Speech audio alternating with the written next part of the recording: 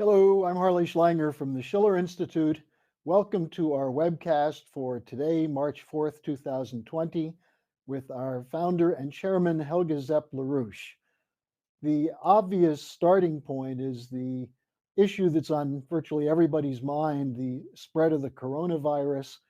Uh, People are trying to figure out how to deal with it. Governments are in action. There's a lot of panic being spread by some people, and then there's also a lot of disinformation. And I think, given the record that we have based on Lyndon LaRouche's forecasting going back to 1971, what you have to say on this, Helga, is very significant for people. So why don't we start with what's the recent status of this and how are nations addressing it? Well, I think it is a very serious threat. There are several very renowned virologists and experts who basically say it is de facto a pandemic already. Now, I will qualify that in a second. And for those people who think that this is too much or that this will cause panic, I think, when you have a situation like that, it is extremely important to take a calm assessment of the situation and then move to take the actions necessary to combat the threat and to do the kinds of things which will hopefully succeed. Now, the reason why this corona virus is a very dangerous pandemic is it has characteristics which are more serious than previous pandemics, and it coincides with an already financial system which is bankrupt before even the idea of the coronavirus appeared. And naturally, the effects both in the real economic situation, in the real economy, as well as on the financial system, in all likelihood, will trigger a collapse of the system. So rather than only looking at the health aspect of the coronavirus, it is the absolute urgent moment and necessity to also move determined to reform the international monetary system, which is bankrupt, to replace it with a new credit system, which we should discuss in a second, and then basically use that crisis to really bring about the changes in the strategic situation, which will help to solve a whole bunch of other problems.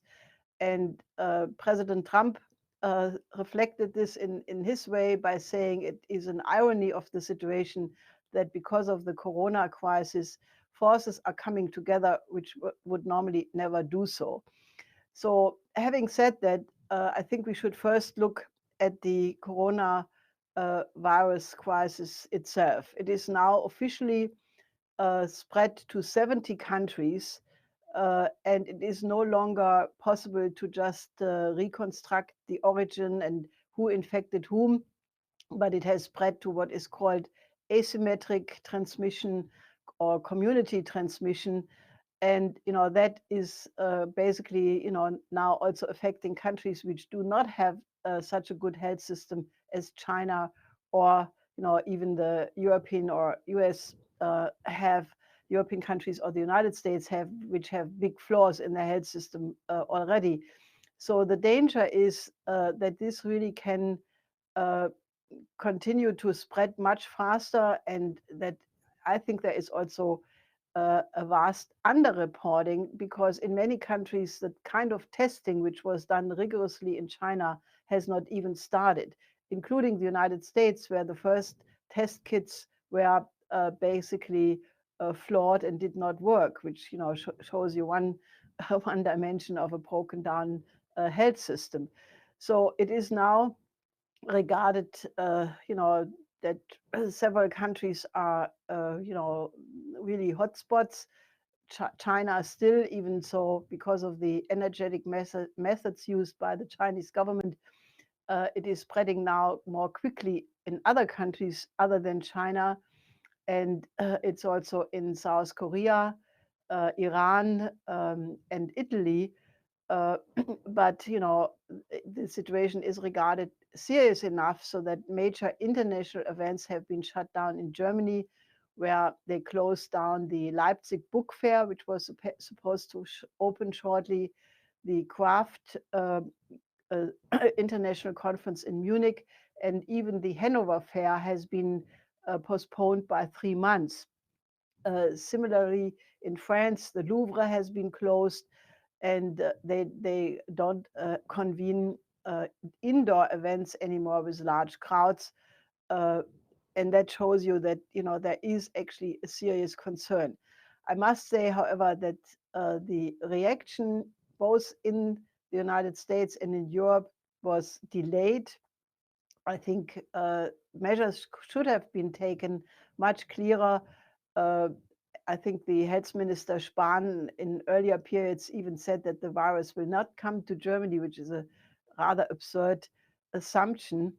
And naturally, the collapse of the health system, which we have talked about many times before, is now really coming home to roost. And so the situation is that already last December, the European umbrella trade union for health workers and nurses put out an urgent complaint saying that because of the cuts and austerity and liberalization in the last decade, especially after the 2008 crisis, that there was a severe health crisis, not enough staff, pay for nurses and health workers has been cut in several countries, and naturally resources have been cut down, hospitals have been closed, and you know that is now leading to a very critical situation.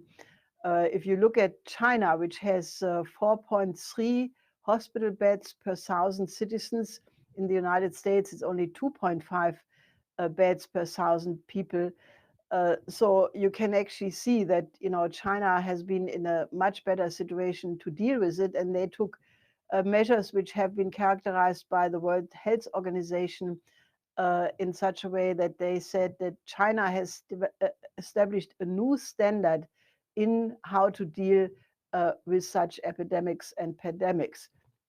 And China now has offered help to the affected countries. They have offered help to the EU, but also to Iran and other countries being hit very hard, offering their expertise of the last several months, but also masks, protective gear.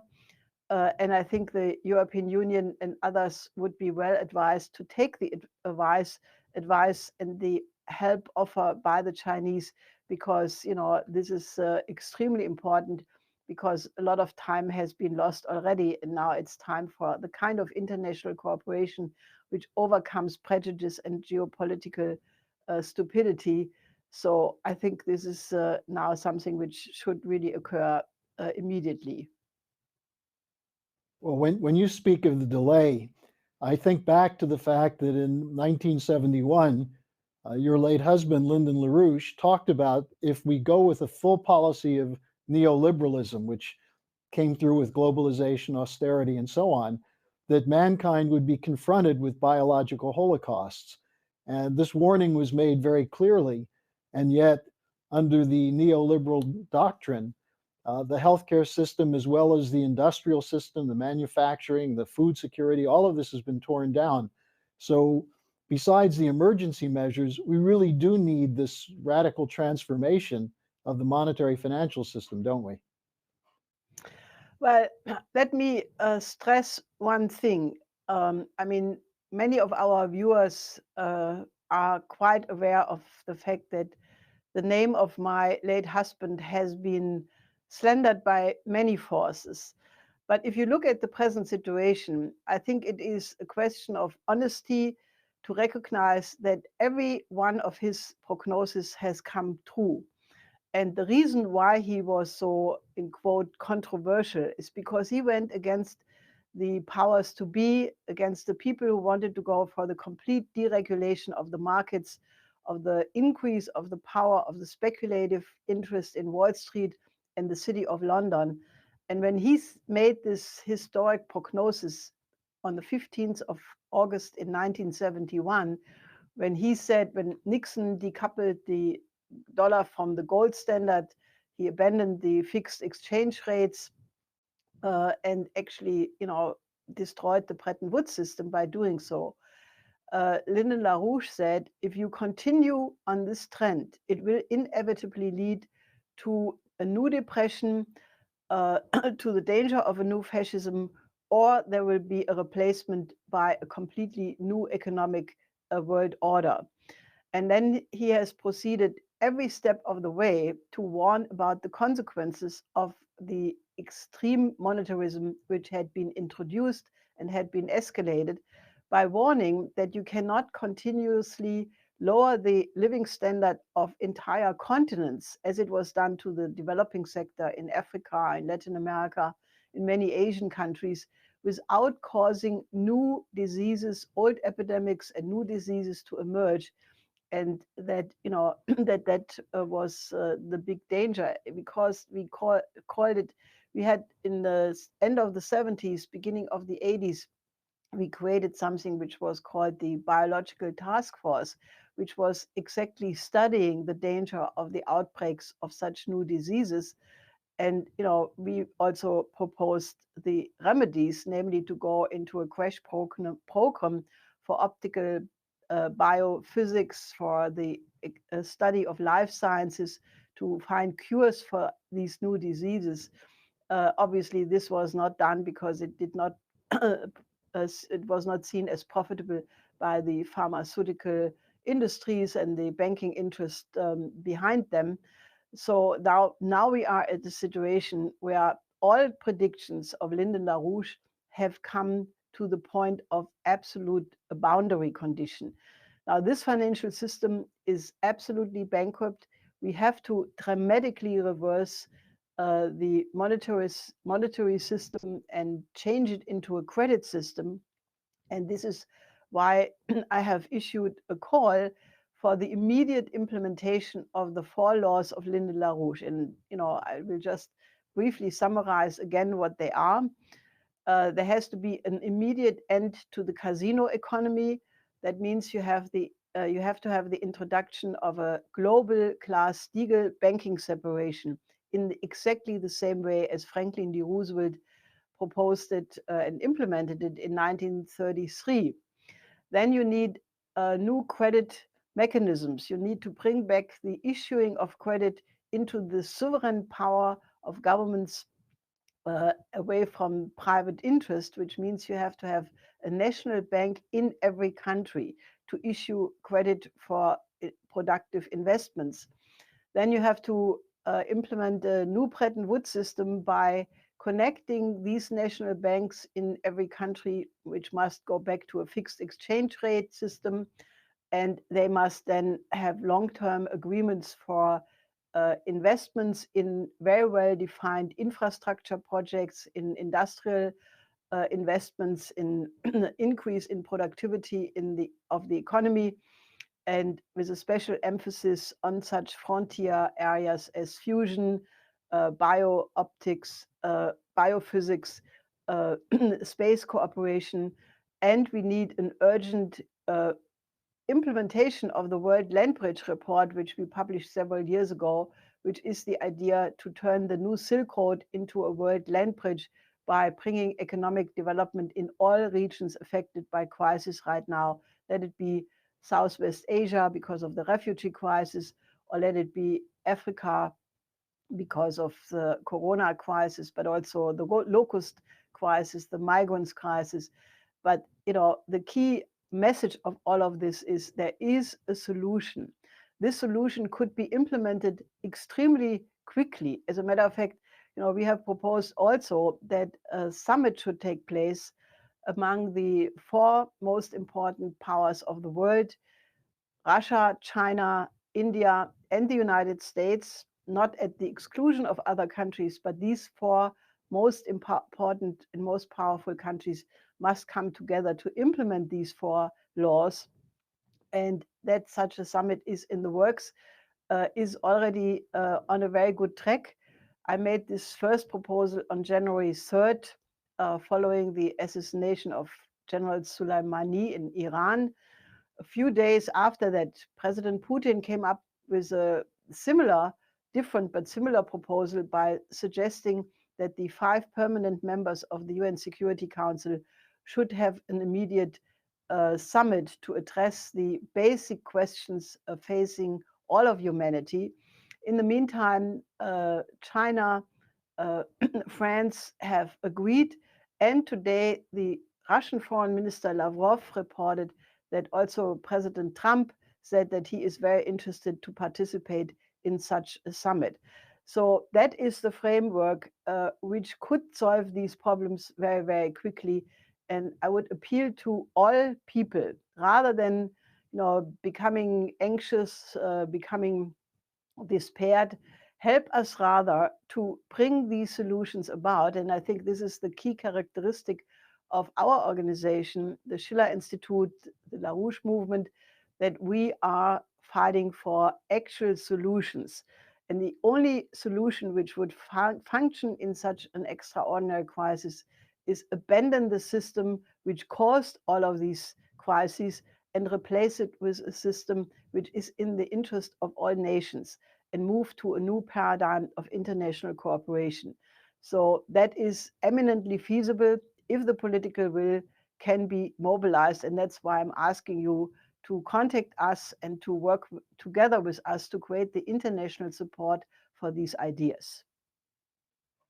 Now, in that context, we see the crazy response of the European Union and the Federal Reserve to the crisis, assuming that you can somehow deal with the coronavirus crisis by more flooding money into the system, the Federal Reserve dropping the interest rates and so on. That's the continuation of the neoliberal system. That's what we have to change, isn't it? That kind of thinking.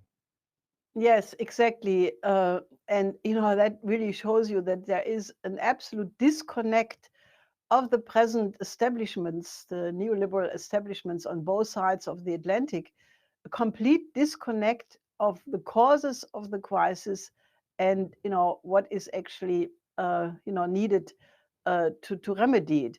I have not seen any reflection of any of the leading liberal representatives in Europe or in the United States, in the Democratic Party for that matter, nor the neocons in the Republican Party, who would sit back and say, wait a second, why is our system not functioning?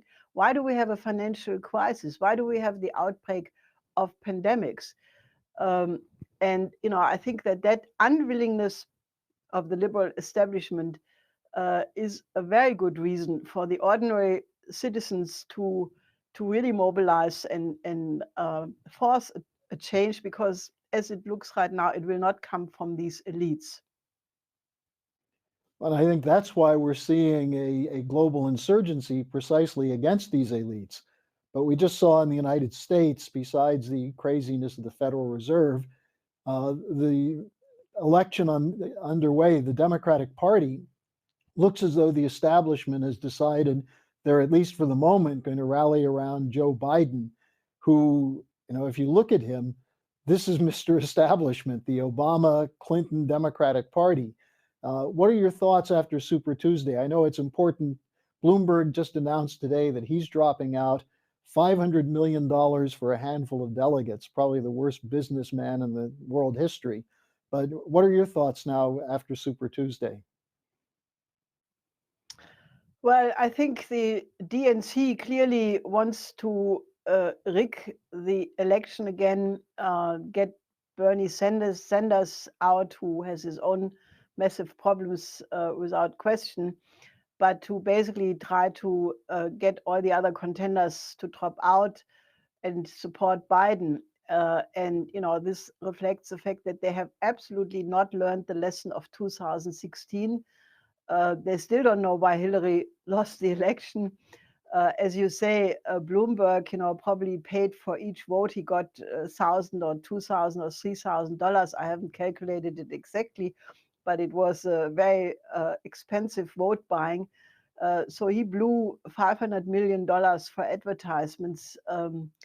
This is really the laughing stock. But I think that the Biden candidacy would implement exactly what Bloomberg has been proposing, which is green financing, and it would be a complete catastrophe. Now, I think we are now in a revolutionary situation. So forget about November 2020, because the kinds of changes which the world urgently need are a question of now. I think that the immediacy of the situation is here. There were reports in the Italian financial press saying that the only reason why there has not yet been a wide recognition that we are already in a pandemic is because of the so-called pandemic bonds. This was a financial instrument which was developed, I think, by the World Bank after the Ebola crisis, where investors could invest in a pandemic bond, which basically was supposed to finance such emergencies, but also yield profit of 6.9 to 11%. And another date of maturity of these pandemic bonds is due to come to mature on March 15th.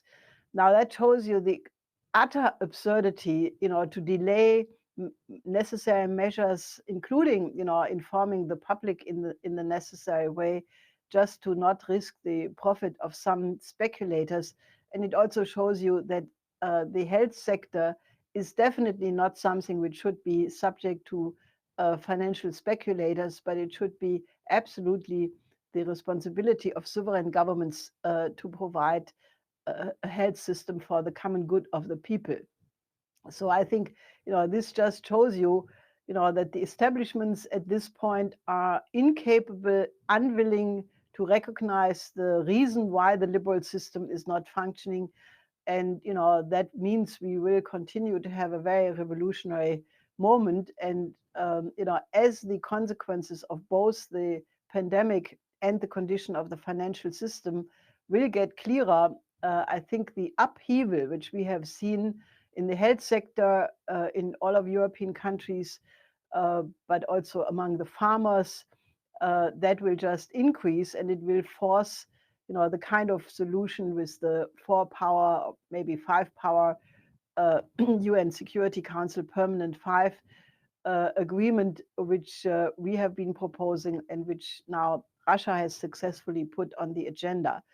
So I think that is the only thing to look at. Don't be confused. Don't think the solution can be postponed until some date in November 2020, because the crisis is here and it requires an immediate solution. And this is to all of our viewers. This is why we have been emphasizing join us now. Don't think that you can vote in November to change something. By November, it may be too late. Now, on that, Helga, you're talking about the unwillingness to change, the incapacity to change. We're seeing a situation emerging now with Turkey, with the fighting going on in Idlib province, the possibility of a new wave of refugees into Europe, and a lot of silliness coming out of the European Union. I mean, dangerous silliness. What's going on with this situation?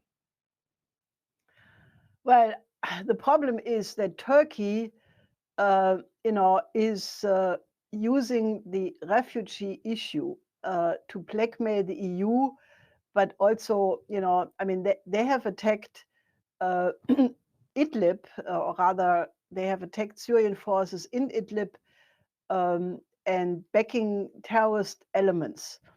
Now, obviously, it's really amazing, instead of attacking Turkey, that they have, intervened again in Syria, trying to, escalate the long-standing war against the Assad government.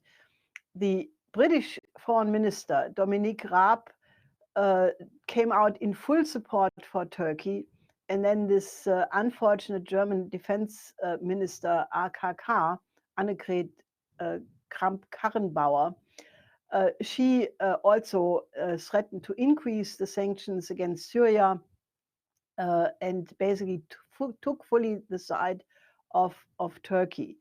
Now, fortunately, you have Russia in the situation, and Putin said very clearly that if Turkey enters Syrian airspace and territory, it's their own risk if they are being attacked.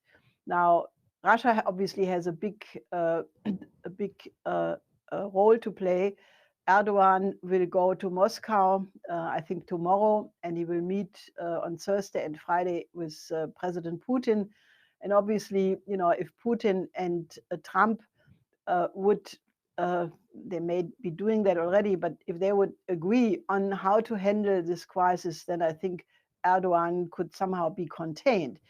But what he is doing, is he is instrumentalizing these absolutely poor refugees by, he has fed them probably 15,000 refugees the fake news that the border to Greece and Bulgaria would be open. And then you had these horrendous pictures, where tear gas is being used by the Greek police against these refugees.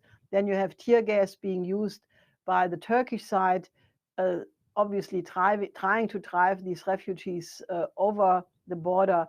And these poor people who have absolutely nothing to lose because they're desperate, they're instrumentalized. They are absolutely in the middle of all of this. But obviously, these pictures are supposed to, force Europe to have another deal like the one which the EU concluded several years ago, paying 6 billion euros to Erdogan so that he would build these camps. Now, there are altogether, I think, 3 million Syrians in Turkey. There are many other people from Asia, from Afghanistan, from Iraq. And obviously, this is an untenable situation. Now, Turkey claims that the EU did not pay the promised 6 billion. They used probably a lot of this money for NGOs and not giving it to the Turkish government. So this is all a completely disgraceful situation. And the situation between Turkey and Greece is super hot. There was just a delegation of the European Union, Ursula von der Leyen, then the Michel, the head of the European Council, the head of the European Parliament, Sassoli, and the Prime Minister of Croatia, Plenković. They all visited and gave a press conference together with Prime Minister Mitsotakis, who basically said what is happening is that Turkey is absolutely making an asymmetric attack on the territory of Greece, and this cannot be tolerated. So these European Union guests had very little to say and very little to contribute. And it just shows you one more time the utter impotence of the EU.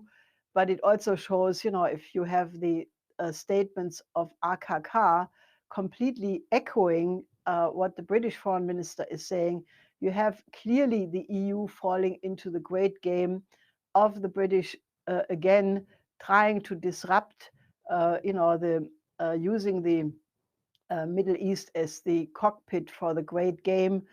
And one only can say the only counter to that is what I said earlier. You need the four powers, the United States, Russia, China, and India, to work together to counter these machinations. Otherwise, I think it should be obvious that the only way how you can solve this problem of the refugees and the instability is you have to have an economic development plan for the entire region. Now, China has offered already several years ago to extend the new Silk Road from Iran to Iraq, to Syria, to Turkey, to Egypt, connect the new Silk Road via Turkey with Europe and via Egypt with Africa. And that is something which has to start, because you have to give hope to the people. You have to give the perspective of economic reconstruction of Syria, of Iraq, of Afghanistan. Because, if you don't have an economic perspective, there is no way how this problem can be solved.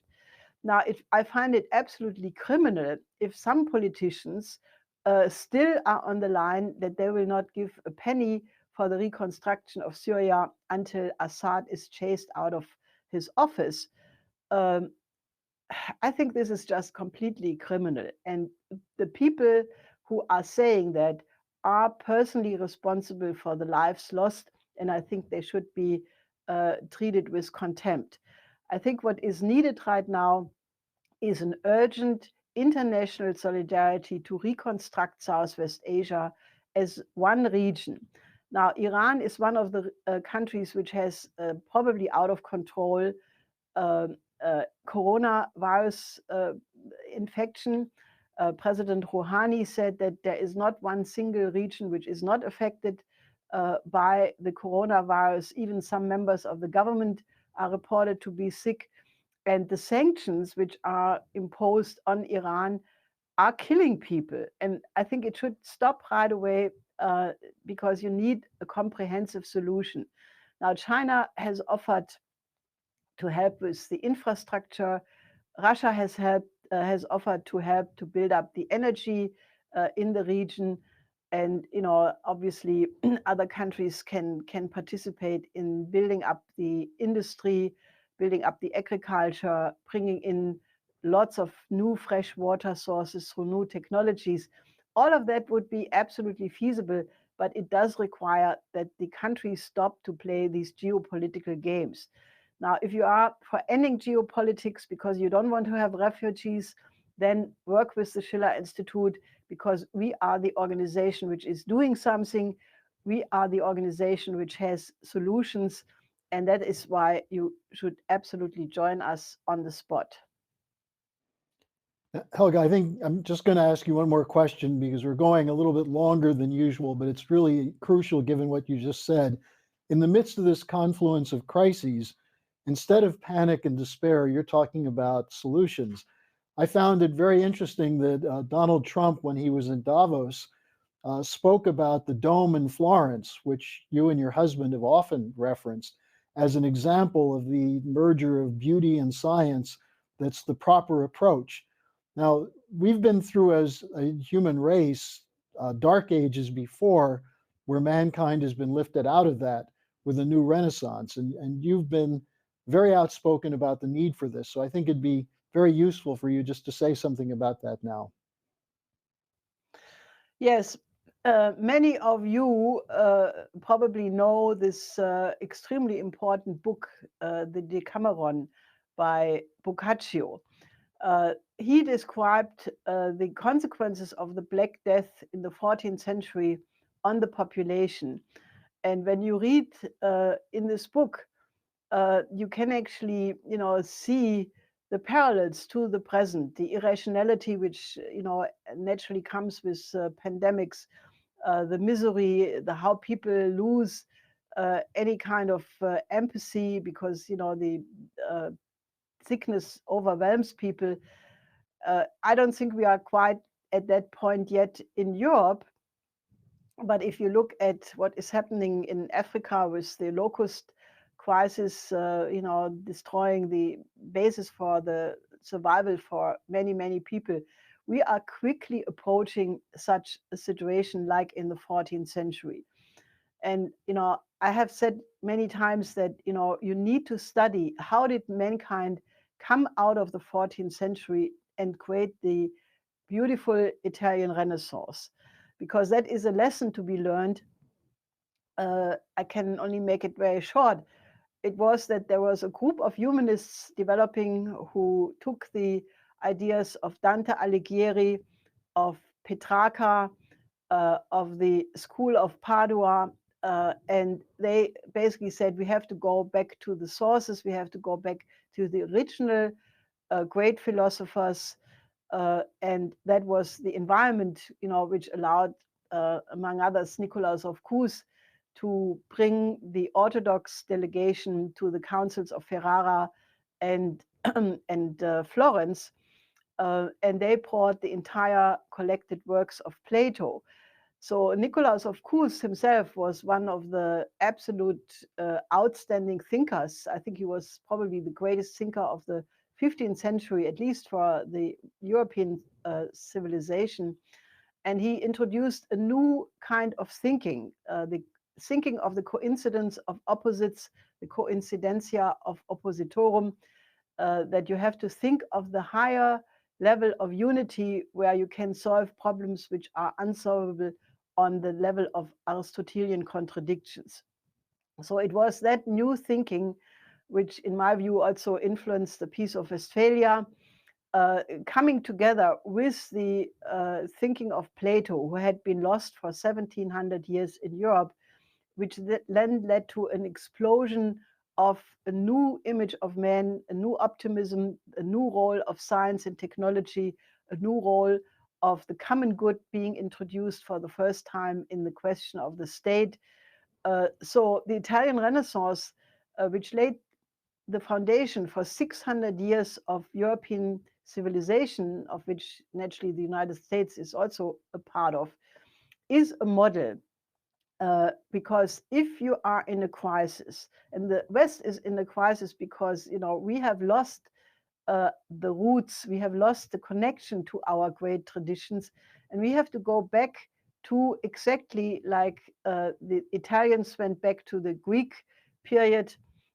So we have to go back to the Greek period, the Italian Renaissance, to the German classical period, and other great contributions in universal history, and revive the best traditions of what we had in the past, which means we have to recognize that, you know, the liberal way, starting, and I know I'm upsetting now again a lot of people, starting with the Enlightenment, which was really an attack on the Renaissance, and go back to the idea of the humanist image of man, the idea that man is a unique species, that we are the only creative kind on the planet and known in the universe so far, and that we have these great pieces of art, of classical composition, classical music, of great poetry and drama, of great painting, of, you know, just classical art in general,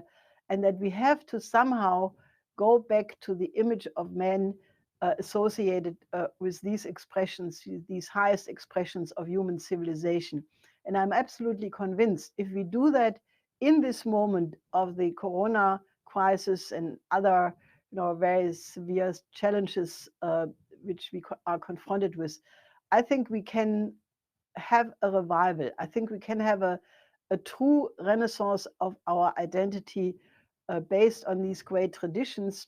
And, you know, then maybe a great crisis can turn into a great chance. And I always believe that Leibniz was absolutely correct, that a great evil always means that mankind has the chance to create an even higher good, exactly because of this creative identity of man. However, I have to say one thing. I'm absolutely convinced also that this requires the full rehabilitation of my late husband, because his ideas laid the foundation for this movement and for the analysis from 50 years ago being correct all the way along the way, and having provided the solutions which we urgently need today. So I think you should join our fight for the rehabilitation of Lyndon LaRouche, because I think that his exoneration would have the same intellectual spark and intellectual effect like the reintroduction of Plato in the Italian Renaissance, by, you know, getting people on a completely different level of scientific and artistic thinking. And that's why I'm asking you to support our effort to exonerate Lyndon LaRouche. Well, and Helga, I don't think you have to apologize for upsetting people. Anyone who's in a comfort zone right now is obviously hiding in their own delusions, and you're following in your husband's footsteps by being the person who helps to break them out of that comfort zone. So thank you for that, and we'll see you next week. Yes, till next week.